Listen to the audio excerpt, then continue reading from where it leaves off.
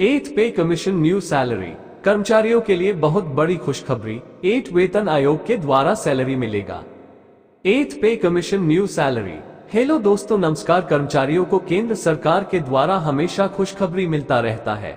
फिर से खुशखबरी मिलने जा रहा है जिसका इंतजार सभी कर्मचारी कर रहे हैं। तो आप सबको बता दो कि 8वां वेतन के मांग काफी ज्यादा की जा रही है और जल्द ही केंद्र सरकार के द्वारा घोषणा किया जाएगा। उसके बाद गठन की प्रक्रिया शुरू हो जाएगी क्योंकि 2024 आ चुका है, इसलिए केंद्र सरकार कभी भी इसकी घोषणा कर सकती है। बता दें कि केंद्र सरकार के द्वारा जनवरी 2024 की महंगाई भत्ता भी बनाया जाएगा जो कि अभी तक बढ़ाया नहीं गया है। वर्तमान में सभी केंद्रीय कर्मचारी और पेंशनर को 46% की महंगाई भत्ता मिल रहा है। अगर 4% भी बढ़ाया जाता है तो 50% हो जाएगा क्योंकि चर्चा तो है 4 से 5% बढ़ाने का, इसलिए केंद्र सरकार के द्वारा इसकी घोषणा होने के बाद ही पता चलेगा कि कितना % की महंगाई भत्ता बढ़ाने वाला है। क्योंकि पिछली बार जब 4% की चर्चा थी तो 4% बढ़ाया गया, उस तरह से इस बार भी कुछ ऐसा ही होने वाला है। केंद्रीय कर्मचारियों को वर्तमान में 7वें वेतन आयोग के द्वारा महंगाई भत्ता और सैलरी दिया जा रहा है और सभी केंद्रीय कर्मचारी और पेंशनर को महंगाई भत्ता में 2 बार वृद्धि किया जाता है।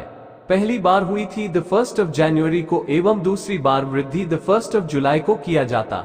अभी तक जनवरी वाली महंगाई भत्ता में कोई भी वृद्धि नहीं किया गया है।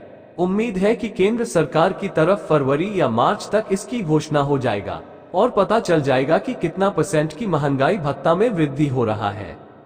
इसी साल 8वां वेतन आयोग के गठन की भी प्रक्रिया शुरू हो सकता है।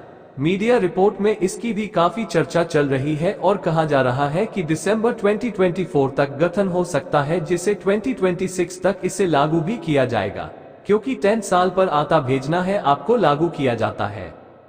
महंगाई भत्ते में बढ़ोतरी कब तक होगा? केंद्र सरकार की कर्मचारियों को साल में 2 बार महंगाई भत्ता दिया जाता है जिससे कर्मचारियों की सैलरी में काफी बड़ा वृद्धि हो जाती है और यह पेंशनर को भी महंगाई भत्ता में 2 बार वृद्धि किया जाता है।